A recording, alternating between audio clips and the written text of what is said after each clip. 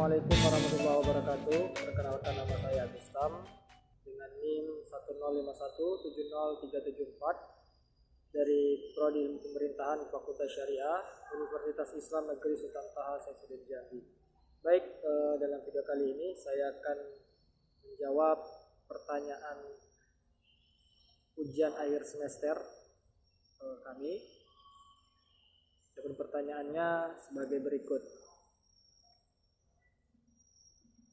Baik, pertanyaan pertama, saya akan menjawab pertanyaan pertama mengenai definisi kerugian negara dalam pasal 1 angka 22 Undang-Undang Nomor 1 Tahun 2004 tentang Pembendaharaan Negara.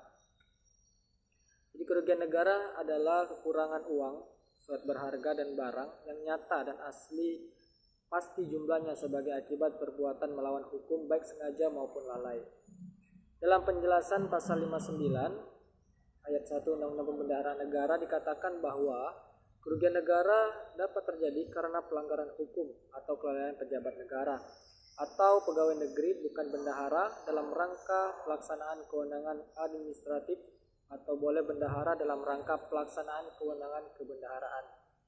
Penyelesaian kerugian negara perlu segera dilakukan untuk mengembalikan kekayaan negara yang hilang atau berkurang serta meningkatkan disiplin dan tanggung jawab para pegawai negeri atau pejabat negara pada umumnya dan para pengelola keuangan pada khususnya. Kerugian negara dapat terjadi, sini saya menyebutkan 4. Yang pertama adalah aset negara dijual atau dihibahkan dengan harga yang murah sehingga menyebabkan berkurangnya aset negara. Kemudian yang kedua adalah memperbesar biaya instansi atau perusahaan.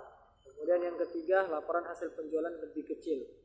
Dan yang keempat adalah pengadaan barang dengan harga yang tidak wajar dari harga pasar. Baik, selanjutnya jawab pertanyaan nomor 2. Jadi setelah melihat dari video yang dimaksud, jika kita tinjau dari perspektif tata kelola keuangan negara, di mana di sana jelas dapat kita katakan sebagai sebuah bentuk penyalahgunaan wewenang yang dilakukan dengan sangat terstruktur dalam penggelapan keuangan negara. Sebuah tindakan yang melanggar hukum terhadap keuangan negara dan telah jauh melenceng dari asas umum pengelolaan keuangan negara, baik dari asas akuntabilitas, profesionalitas, proporsionalitas maupun asas keterbukaan, sehingga menyebabkan kerugian negara. Yang mana telah disebutkan pada pasal 1 angka 22 Undang-Undang Nomor 1 Tahun 2004 tentang pembendaharaan negara, bahwa kerugian negara adalah kekurangan uang, surat berharga, dan barang yang nyata dan pasti jumlahnya sebagai akibat perbuatan melawan hukum baik sengaja maupun lalai. Selanjutnya di pertanyaan ketiga, saya menjawab pertanyaan ketiga. Terkait pertanyaan ketiga, sebelumnya mari kita apresiasi pemerintahan kita yang mana tidak hentinya dan terus berupaya melakukan langkah-langkah terbaik dalam menghadapi dan memutuskan rantai penyebaran pandemi ini. Baik, di sini saya akan menjawab pertanyaan apa yang saya lakukan jika berada pada posisi sebagai seorang pemimpin atau kepala pemerintahan atas pengelolaan keuangan negara dalam situasi dan menghadapi pandemi COVID-19 ini.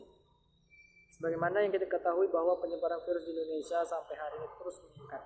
Dan tentunya ini bukan situasi yang main-main. Dampak dari COVID ini mengharuskan pemerintah untuk melakukan upaya penyelamatan kesehatan dan perekonomian nasional. Tentunya keuangan negara akan dipergunakan dengan semaksimal mungkin dan berfokus dalam menghadapi situasi ini dalam percepatan penanganan. Dan tentunya terus memperhatikan masyarakat yang terdampak dan terus menjaga kestabilan keuangan negara. Baik, demikian jawaban saya terkait 3 pertanyaan ujian akhir semester ilmu pemerintahan dalam mata kuliah tata kelola keuangan negara. Saya akhiri, wassalamualaikum warahmatullahi wabarakatuh.